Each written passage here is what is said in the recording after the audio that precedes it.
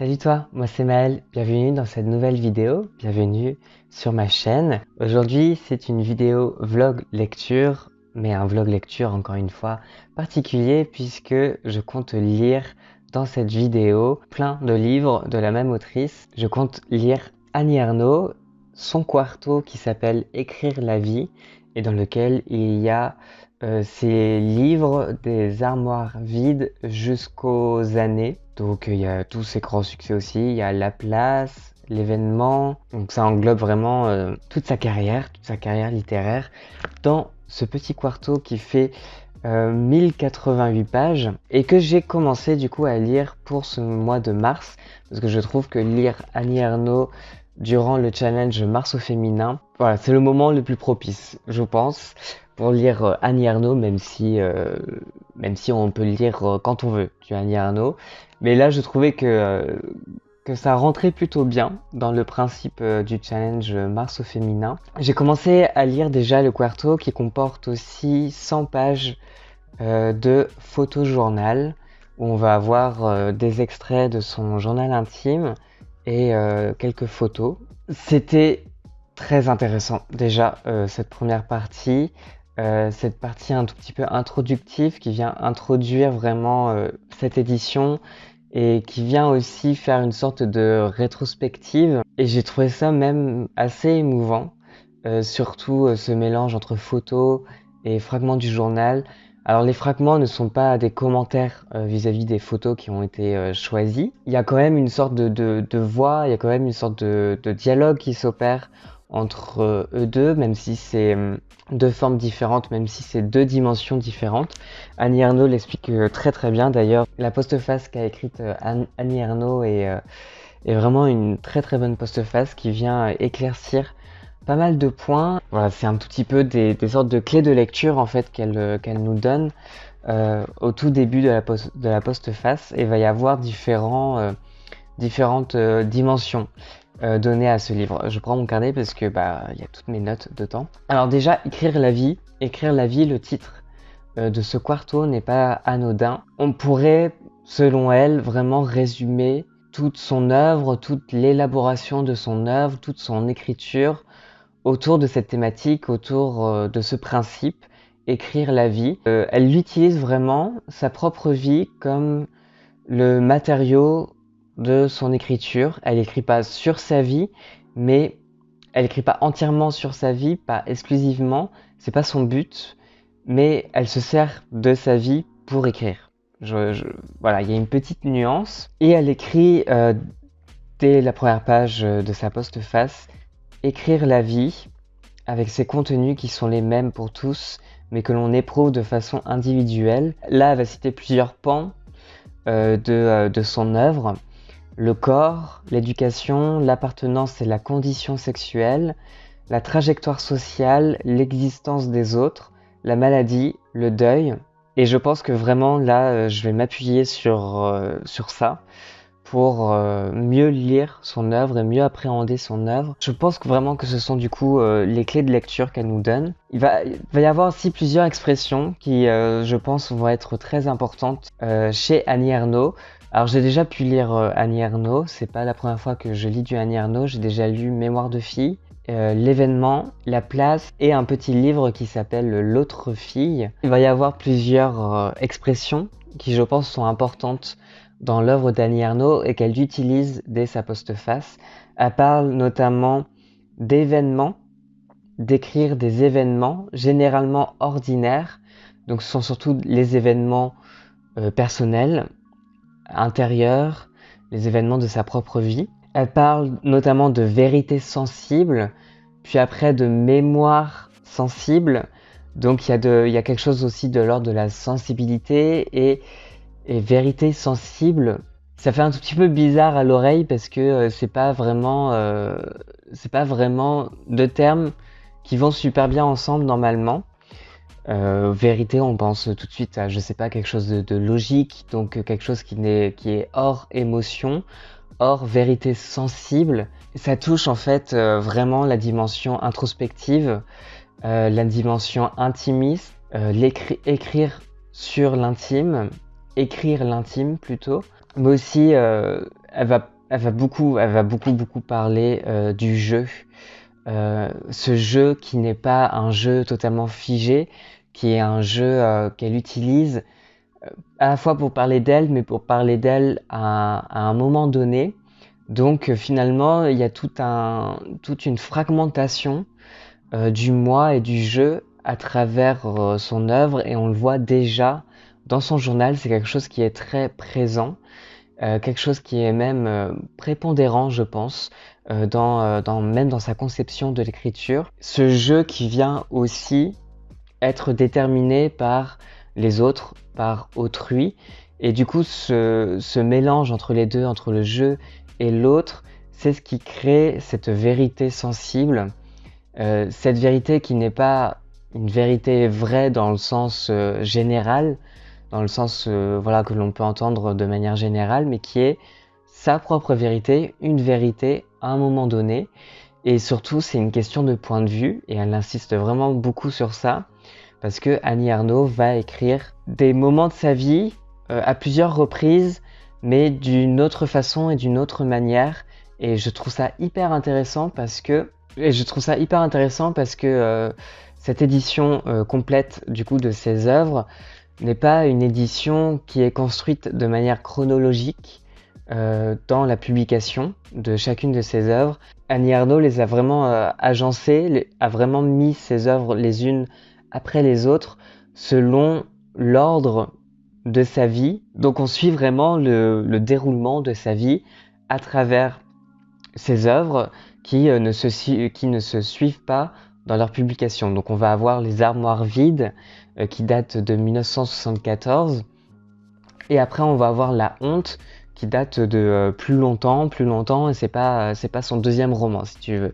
C'est son, je sais plus combienième roman, mais du coup, voilà. Donc elle insiste vraiment sur à la fois sa propre voix, mais sa propre voix qui est aussi traversée par d'autres voix, les voix des autres. Et c'est quelque chose qui est très très très important, et on le voit très très bien dans le journal. Ce journal est là aussi pour montrer ses différents pans, ces différentes étapes qu'elle va parcourir, mais aussi est là pour montrer finalement les différentes thématiques qui lui sont très chères. C'est une écriture de la honte, c'est une écriture de la honte sociale, une écriture du traumatisme aussi, et tout ça est lié avec la thématique de la mémoire, puisque dans ce journal, c'est vraiment un journal pour venir marquer la fluctuation de cette mémoire.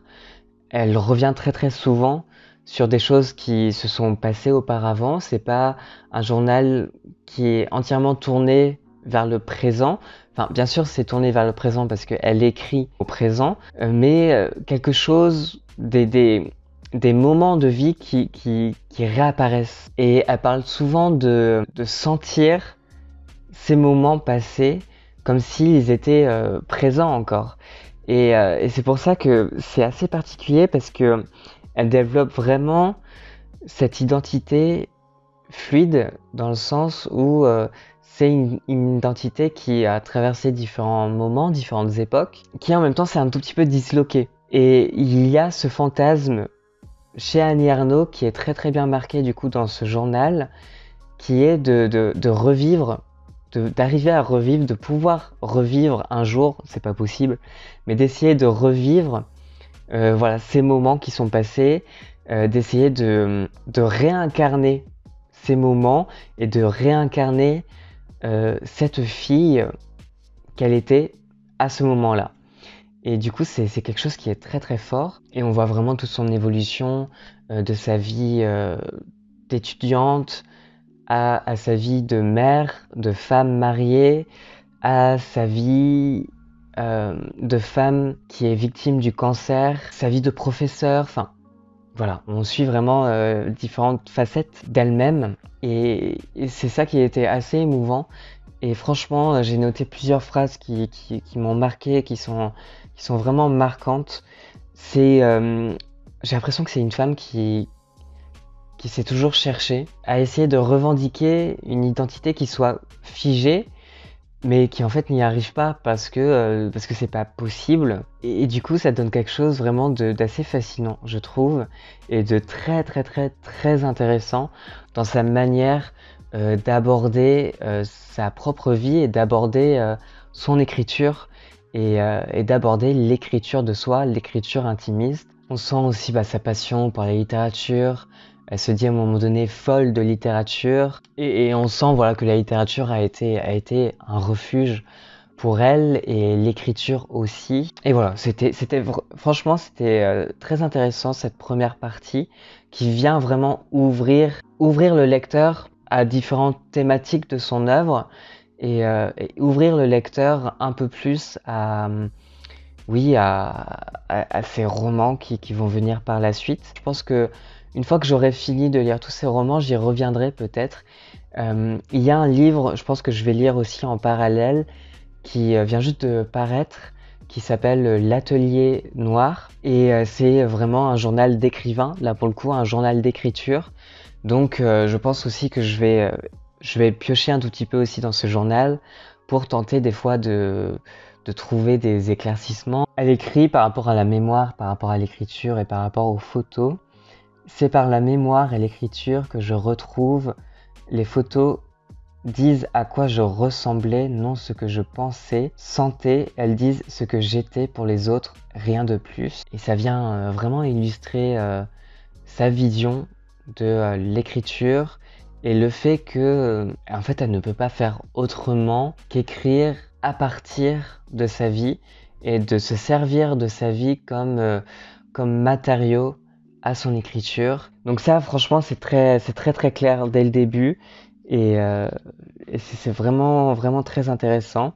Il y a un terme aussi que j'ai noté comme quelque chose peut-être d'important. Elle écrit que le photojournal montre en fait l'émergence de l'écriture. Je pense que ce terme d'émergence, c'est un terme qui peut être très intéressant. En tout cas, je le garde en tête durant ma lecture de toutes ses œuvres parce que je pense que son écriture, c'est l'émergence aussi de la mémoire et que la mémoire et l'écriture font un tout petit peu la paire. Et il n'y a pas d'écriture sans mémoire, il n'y a pas de mémoire sans écriture, puisque elle vient écrire ce journal et qu'elle se base aussi sur ce journal pour écrire, pas seulement que sur la mémoire.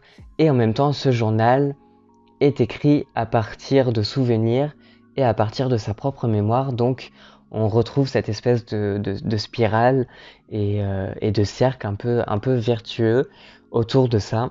Donc voilà, donc je garde tout ça en tête pour continuer vraiment ma lecture. J'ai commencé un tout petit peu à lire Les Armoires vides et c'est vrai qu'il y a quelque chose déjà de détonnant à travers Les Armoires vides, à travers ce premier roman. J'espère que cette vidéo va t'intéresser parce que Annie Ernaux, c'est vraiment une autrice que j'ai envie de découvrir toujours plus. Et c'est pour ça que je me suis procuré cette édition Quarto. N'hésite pas à mettre en commentaire si tu as déjà lu Annie Ernaux et surtout, si tu as déjà lu Annie Ernaux, quel est ton Annie Ernaux préféré? Voilà, donc n'hésite pas à venir réagir en commentaire.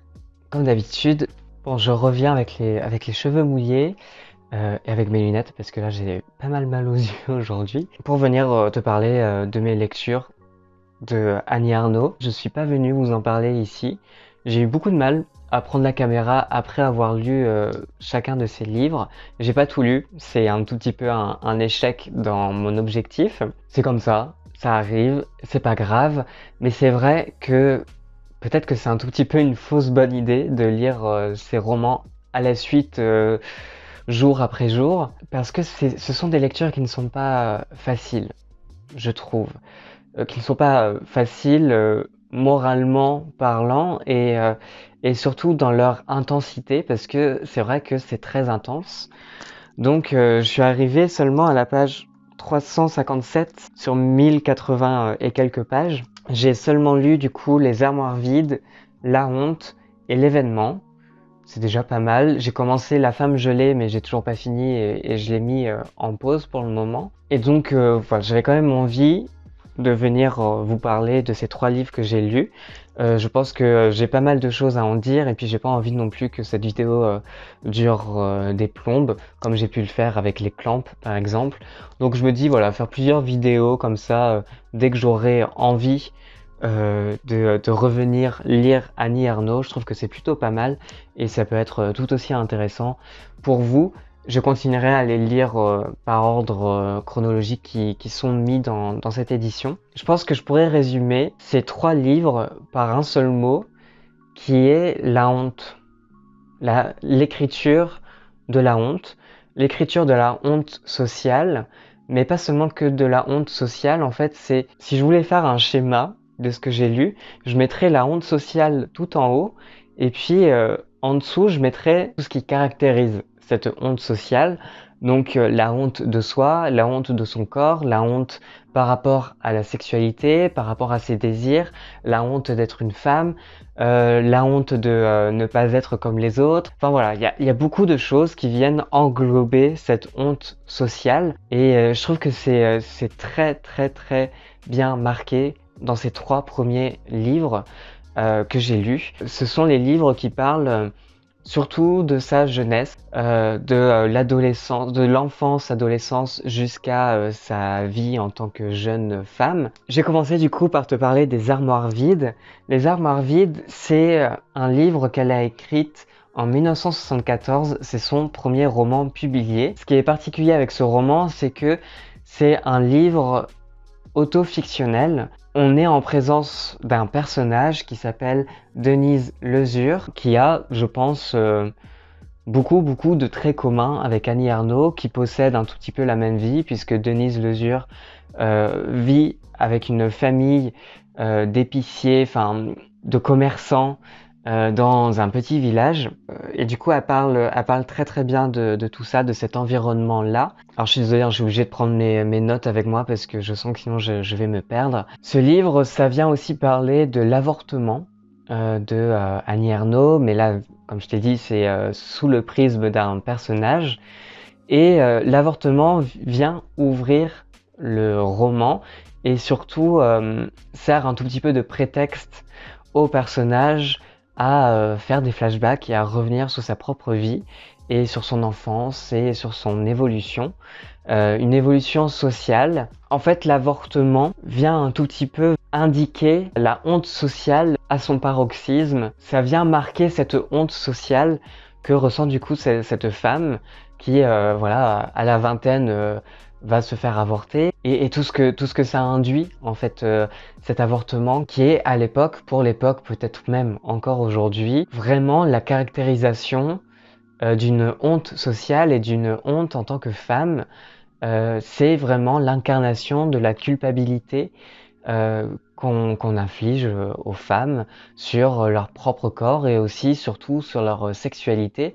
Et donc c'est la marque de l'humiliation à son paroxysme, l'humiliation sociale. Denise Lezure vient du coup retracer cette trajectoire de cette humiliation et de cette honte. J'ai trouvé que c'était très intéressant, très captivant, très très fort. Il n'y a pas beaucoup de respiration dans ce livre, ça enchaîne.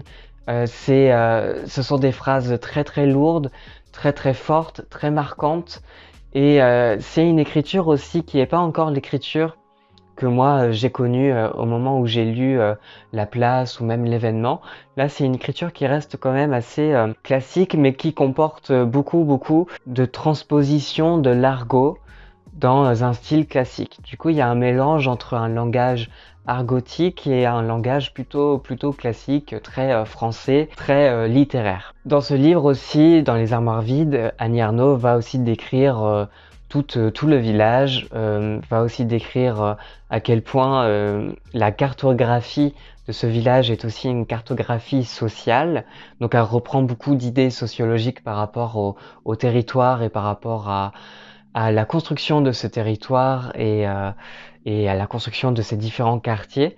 Et ça c'est aussi très intéressant parce que c'est quasiment une sorte de métonymie d'elle-même. C'est-à-dire que il y a un parallèle qui est fait entre entre sa famille et entre là où ils habitent, leur environnement social, et à quel point ça vient aussi impacter leur famille, leurs relations entre eux, et à quel point ça vient aussi impacter l'identité même de Denise Lezure. Donc c'est aussi l'écriture d'un certain décalage social. D'ailleurs, elle écrit page 124, la boutique, le café, mon père, ma mère, tout ça gravite autour de moi, étonné d'être né avec tout ça par rapport aux filles de la rue Clopard, étonné d'y penser, de chercher pourquoi. Ce roman, Les armoires vides, c'est vraiment le roman de la prise de conscience qu'il y a des décalages sociaux, que Denise Lezure n'est pas comme les autres, qu'elle se sent un tout petit peu hors norme, que ça soit à la fois à l'école, mais aussi chez elle, il va y avoir un décalage entre les deux, et c'est quelque chose qui va profondément la marquer. Ça, j'ai trouvé ça très très intéressant. Vraiment tout cet aspect social et sociologique, je trouve que c'est très très bien décrit, encore une fois par Annie Ernaux, mais on est vraiment aux prémices de sa réflexion globale sur tout ça. Il y a l'aspect religieux aussi qui est très très très très présent également, notamment par la figure maternelle, puisque la mère est pratiquante, catholique pratiquante, et pour elle la religion est importante. On va voir aussi qu'il y a un certain paradoxe, parce que la religion est importante, mais en même temps elle va mettre quand même des limites, sa mère va quand même mettre des limites dans le sens où pour elle la littérature est tout aussi importante, et il va y avoir un rapport à la lecture qui est un rapport vraiment très très important dans la vie d'Annie Ernaux dès le plus jeune âge. Ce qui m'a le plus heurté dans ce livre, c'est la dimension sexuelle, cette découverte de la sexualité, du désir, une sexualité qui est sans cesse fautive, et qui est sans cesse culpabilisée par la figure maternelle, mais pas seulement, par tout le côté social aussi. Dans ce livre, il va y avoir beaucoup d'insultes vis-à-vis d'elle-même. Par-ci, par-là, dans le roman, comme des sortes d'irruptions comme ça, de pensées envahissantes. Et je trouve que c'est très très bien marqué. C'est très bien fait par Annie Ernaux pour marquer justement cette honte sexuelle, cette honte sociale qui vient aussi de la sexualité, qui vient aussi de la découverte de ses propres désirs, de son propre corps, et que la honte du corps, c'est vraiment l'origine aussi de toute cette honte sociale qui englobe les femmes, et qui mettent les femmes les unes contre les autres. La femme qui est une femme salope, qui est une femme vicieuse, qui est une femme coupable, une femme que l'on doit blâmer, et cette femme est incarnée par Denise Lezure, et c'est vraiment une évolution sociale, une évolution de la honte sociale d'une jeune fille qui va se rendre compte que il y a vraiment tout un décalage entre elle, ce qu'elle ressent, et le monde autour, et les règles qu'il y a autour. Elle écrit, page 133, la maîtresse parlait, et les choses n'existaient pas. Je comprenais à peu près tout ce qu'elle disait, la maîtresse, mais je n'aurais pas pu le trouver toute seule, mes parents non plus, la preuve, c'est que je ne l'avais jamais entendu chez eux. Page 134, ça, l'école, des tas de signes à répéter, à tracer, à assembler. L'école, c'était un faire comme si. J'ai toujours voulu faire comme tout le monde, il n'y a que maintenant, pas de modèle, rien, c'est ça, le truc horrible. Alors vous voyez, dans le style, c'est assez particulier, il y a beaucoup de phrases nominales aussi, des mots qui sont juste mis comme ça, des groupes de mots qui sont mis les uns à côté des autres et qui forment un signe, qui ne sont pas non plus dénués de sens, mais c'est vrai que grammaticalement parlant, c'est pas extrêmement correct. Mais ça crée du coup ce style particulier. Et ce qui est assez aussi, ce qui est assez frappant dans ce livre, Les armoires vides, c'est vraiment ce passage d'un monde à l'autre. Il y a deux mondes qui coexistent dans la vie de Denise Lezure. Un monde, le monde de chez elle, de l'épicerie, de la famille, et le monde de l'école, des normes sociales, de la vie en société. Et ces deux mondes-là s'affrontent, se confrontent, et c'est quelque chose avec lequel Denise Lezure n'arrive pas totalement à comprendre, et elle n'arrive pas à correspondre à un seul de ces mondes-là. Et c'est quelque chose qui va être toujours très compliqué à vivre, et qui va Et du coup, c'est pour ça qu'elle va ressentir un certain décalage. Donc ça, c'était vraiment très intéressant. J'ai beaucoup aimé ce livre pour tout ça, pour toutes ces descriptions-là, que j'ai trouvé très vraies, mais dans le sens de l'expérience de vie personnelle, hein, très vrai dans ce que décrit Annie Ernaux dans tout ça, par rapport à sa propre expérience. Et oui, c'est quelque chose qui est quand même assez marquant et qui frappe. La question de la culpabilité, elle est là, puisqu'on va avoir aussi, comme je te disais, en plus des insultes qui sont mis par-ci par-là, il va y avoir la mention de coupable, coupable, coupable, comme si Annie Ernaux avait fait un crime. Ce crime-là, c'est le crime de l'avortement, à cette époque, qui était considéré comme un crime, qui ne l'est plus aujourd'hui. Mais c'est vraiment aussi toute cette humiliation, toute cette culpabilité autour de son propre corps et autour de cet acte de l'avortement. Elle écrit « Je ne peux pas séparer ce que je fais de mal et mon milieu.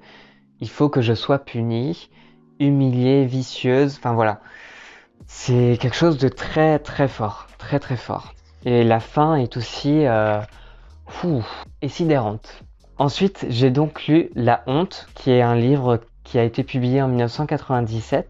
Un livre assez particulier, puisque ça va commencer par un acte traumatisant pour Annie Ernaux. C'est cette scène du père qui, pour la première fois, frappe la mère, mais frappe jusqu'à peut-être la tuer. Et c'est quelque chose qui va traumatiser Annie Ernaux, puisque elle était enfant à ce moment-là, et que elle voit pour la première fois son père frapper sa mère et être violent. Elle voit pour la première fois la violence qui est dans le cadre familial. Donc le cadre familial qui apparaît comme un cocon, comme un refuge et tout ça, est aussi agrémenté de cette violence sociale, de cette violence qu'elle a pu voir dans la société autour, cette violence qui vient corrompre les liens familiaux et qui vient s'immiscer aussi dans le cadre familial. Ce qui est assez particulier avec ce livre-là et ce qui a fait que j'ai pas vraiment totalement saisi ce livre, j'ai pas réussi à comprendre là où voulait en venir Annie Ernaux, c'est qu'elle parle de ça et puis en même temps, elle vient aussi dresser une sorte de portrait de la vie à ce moment-là, de sa vie à ce moment-là, une sorte d'autoportrait d'elle-même, de la fille à cette année-là, l'année 1952. Donc elle vient aussi décrire tout le cadre social, l'environnement social. Elle vient vraiment décrire Yvetot, ce que ça représente. Et du coup, elle dresse un portrait. En fait, c'est comme si elle venait nous décrire un portrait très très grand en prenant chaque partie de ce tableau. Et donc dans ce tableau, il y a le père qui frappe la mère, il y a le village d'Yvetot, il y a l'épicerie, il y a l'école, et du coup elle vient vraiment prendre ces petites parties-là et venir nous les décrire comme si elle venait injecter une sorte de touche à son tableau global, son tableau social. Donc elle écrit par exemple en 52, je ne peux pas me penser en dehors d'Yvetot. Elle vient aussi essayer de chercher tous les événements historiques de cette année 1952. C'est une écriture de la mémoire, une écriture du souvenir, et donc forcément, elle essaye d'établir différentes preuves pour dresser un contexte social. Et donc elle écrit me dire qu'aucun des faits qui s'étaient produits dans le monde ce dimanche-là ne pourrait être placé à côté de la scène sans me remplir de stupeur. Elle seule a été réelle. Cette dimension un tout petit peu irréelle pour elle, l'année 52 s'est marquée juste par cet acte de violence, et tout ce qu'il y a autour ne correspond pas à des événements qui sont venus aussi impacter cette année 1952. Donc elle vient écrire vraiment l'événement personnel qui s'est produit et qui a créé un certain traumatisme dans sa vie. Donc Annie Ernaux dresse une sorte de cartographie personnelle de cette année-là. L'événement personnel, intime, s'inscrit dans d'autres événements de l'histoire et vient se hisser même au-delà de ces événements historiques, de ces faits historiques. Et d'ailleurs, ce livre s'ouvre par une citation de Paul Auster, issue de l'Invention de la solitude. Paul Auster écrit « Le langage n'est pas la vérité, il est notre manière d'exister ». C'est la clé de lecture, je pense, de ce livre. C'est que c'est une écriture des souvenirs, une écriture de la mémoire, et en même temps, c'est l'écriture de quelque chose qui vient la placer dans l'univers global. Et c'est un petit détail d'une vie, mais en même temps qui a toute son importance dans l'univers entier et dans globalement. Donc c'est aussi une recherche d'écriture de la réalité, non pas de la vérité, mais de la réalité, de ce qui s'est vraiment passé et donc du réel. Donc on retrouve toutes les thématiques que je t'ai signalé tout à l'heure dans Les Armoires vides. On retrouve exactement les mêmes thématiques qui sont injectées quasiment de la même manière. Cette dimension sociale, cette impression d'autres mondes, ce décalage entre le langage, ce décalage social, enfin on retrouve exactement tout ça. Tout ce que je viens de te dire, c'est un tout petit peu une sorte d'extension des armoires vides et bien évidemment ça vient aussi avoir un écho, sauf que là, la honte, c'est une écriture personnelle. Annie Ernaux dit « je » dans ce livre. Elle écrit page 264 « Il y a eu seulement la sensation de honte qui les a fixés hors de toute signification, mais rien ne peut faire que j'en ai éprouvé cela, cette lourdeur, cette néantisation. » C'est très important ce mot. Elle est la dernière vérité, c'est elle qui unit la fille de 52 à la femme en train d'écrire. Je trouve ce paragraphe, cette dimension-là de la honte, très intéressante et passionnante, puisque la honte, c'est le lien qui est mis entre la femme de 52 et la femme qui est en train d'écrire. C'est quelque chose qui est toujours là. Donc c'est vraiment une écriture traumatisante de cette honte qui est toujours là, qui est toujours dans le corps, qui est toujours présent dans la mémoire, qui vient aussi caractériser la femme qui est en train d'écrire. Elle cite à la fin de ce livre quelque chose qui me semble très important. Elle cite Shohei Oka, Les Feux, que j'ai emprunté tout de suite après avoir lu ce livre parce que c'est un livre qui m'intéresse. C'est un livre qui parle de la Seconde Guerre mondiale et qui a été paru tout de suite après la Seconde Guerre mondiale au Japon. Donc c'est vraiment une référence de la littérature japonaise aussi. Et c'est un livre qui a été publié en 1952. Donc à la même période, donc la même année où le père a frappé la mère. Voilà. Donc dans Les Feux, elle vient citer cette phrase « Tout ceci n'est peut-être qu'une illusion, mais je ne puis mettre en doute ce que j'ai ressenti.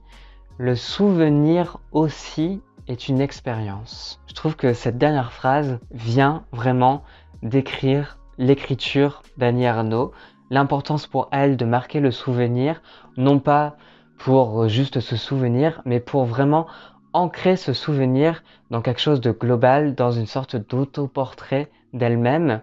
Et c'est un fragment de plus qui est mis dans ce tableau global de sa vie de femme et de ce qui la caractérise. Et en même temps, c'est quelque chose qui vient aussi marquer généralement la honte sociale, et qui vient du coup décrire voilà, quelque chose de global, quelque chose que l'on peut tous et toutes avoir ressenti, la honte sociale, l'humiliation sociale. Et c'est ça qui est très marquant et qui est très très fort, je trouve. Et donc, c'est quelque chose qu'on retrouve, encore une fois, dans L'Événement. L'Événement qui est un livre qui a été publié dans les années 2000, en 2000, et qui vient juste d'être adapté au cinéma, qui est toujours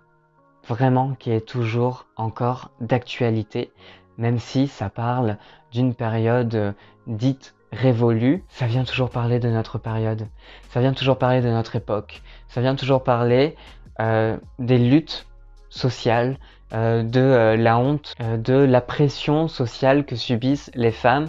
Encore aujourd'hui, ça vient parler de ça. Et ça parle d'une période qui est la période des années 60. 63 pour être plus précis. Ce livre s'ouvre par le dépistage d'Annie Ernaux. Le dépistage pour savoir si elle a le sida ou pas. Et elle fait une comparaison du coup entre cette scène qu'elle subit et la scène de 1963, la scène de son avortement clandestin à l'époque, puisqu'il n'y avait pas encore la loi Veil qu'on connaît et l'avortement était encore punissable. Donc elle vient parler de son manque de règles, elle vient parler de tout ça. C'est vraiment une écriture très réaliste. Et là, pour le coup, en comparaison avec Les Armoires vides, c'est une écriture autobiographique, une écriture fragmentée. Annie Ernaux vient vraiment marquer chaque phrase. Elle vient vraiment essayer d'aller au plus brut, au plus vrai, au plus réel. Et c'est vrai que c'est du coup un style qui est très désarçonnant. C'est un livre qui me fait énormément penser à l'ami qui ne m'a pas sauvé la vie de Hervé Guibert, qui est un de mes livres préférés de tous les temps et un des livres qui m'a le plus marqué dans ma vie de lecteur. Ça me fait penser à ce livre-là parce qu'on retrouve cette même dimension, la dimension très clinique de ce qui se passe et de ce que son corps subit aussi. C'est une écriture très brutale du corps, très fort et de très choquant. C'est un livre que je ne conseillerais pas à tout le monde, c'est un livre très très fort, mais qui en est vraiment bouleversant. C'est un livre qui a créé scandale à sa publication dans les années 2000, alors qu'on parle d'un sujet, le sujet de l'avortement, mais tout simplement parce que Annie Ernaux parle du sujet de l'avortement, parle de son avortement comme d'une libération. Moi, ça m'a pas totalement choqué, c'est quelque chose que j'ai totalement compris dans son écriture. Je suis pas cadré. Alors que Annie Ernaux, elle parle juste de son expérience personnelle et de sa vision des choses. Et c'est très très très fort. C'est une écriture de l'indicible, ce livre. Tout comme À l'ami qui ne m'a pas sauvé la vie est aussi une écriture de l'indicible, puisque c'est l'écriture d'un tabou. Le sida, d'un côté pour Hervé Guibert, l'avortement pour Annie Ernaux, qui reste encore tabou dans les années 2000 et qui reste encore aujourd'hui assez tabou. Il y a encore énormément de pays qui reviennent en arrière et qui repénalisent l'avortement. Donc c'est quelque chose qui n'est pas acquis et c'est très important de le dire. Quelque chose de l'ordre de l'indicible que l'on ne doit pas dire, que l'on ne peut pas dire. C'est très très fort et c'est très marquant cette dimension-là dans ce livre. Annie Ernaux veut dans ce livre affronter dans sa réalité cet événement inoubliable. Donc on est aussi dans l'écriture du traumatisme, l'écriture de quelque chose qui est en soi. Je veux m'immerger à nouveau dans cette période de ma vie, savoir ce qui a été trouvé là. Cette exploration s'inscrira dans la trame d'un récit, seul capable de rendre un événement qui n'a été que du temps au-dedans et au-dehors de moi. Donc elle écrit ça, page 278, juste au tout début de ce roman, juste au tout début de ce récit de l'événement. Et pareil, là ça rejoint énormément ce que Hervé Guibert disait de sa propre écriture et disait sur l'écriture de À l'ami qui ne m'a pas sauvé la vie. Il voulait mettre le sida dans la trame d'une vie, dans la trame d'un roman, la trame de son propre corps. On retrouve aussi cette dimension-là chez Hervé Guibert. Donc c'est pour ça que vraiment moi je compare ces deux romans parce que je trouve que ils ont la même tonalité et ils ont la même façon d'aborder la question du tabou et la question de l'indicible. Voilà, l'indicible c'est un mot qui revient très très très très souvent, page 287, page 291. C'est aussi l'écriture des preuves que ça s'est passé contre l'oubli.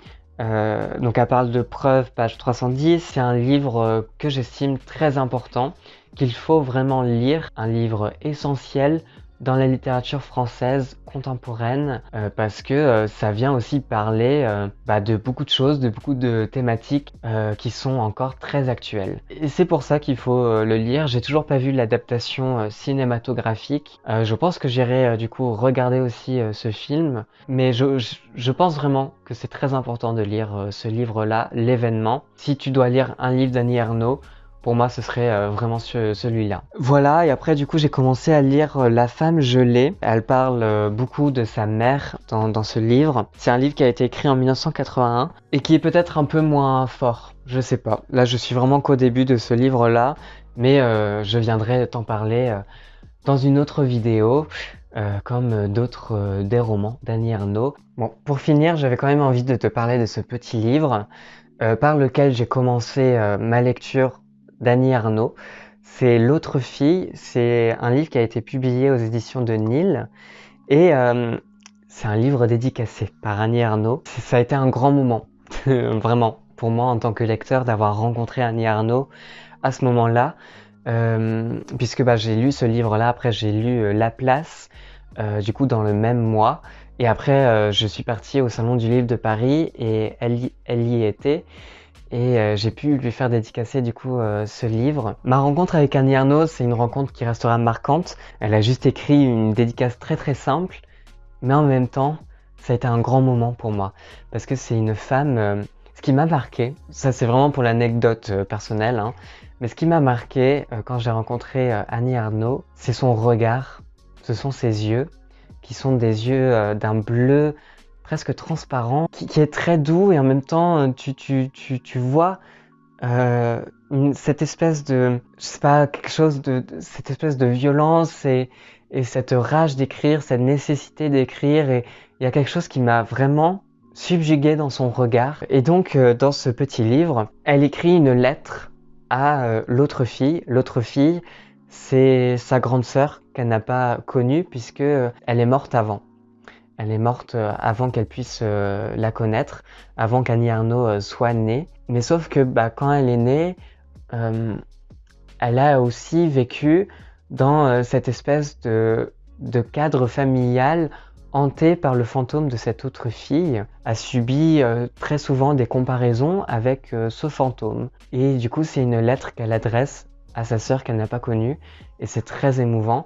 Ça fait moins de 100 pages, c'est sublime. Si tu dois commencer par Annie Ernaux, mais que tu as un tout petit peu peur de commencer par ces livres un peu chocs et peut-être un peu trop choquants, justement marquants, je te conseille peut-être de commencer par ce tout petit livre qui se lit très très vite en 2 heures. Moi je l'avais lu, mais qui te reste en mémoire sans pour autant être choquant ou ça va pas non plus te heurter. C'est vraiment un très très beau livre, un très beau livre que je te conseille.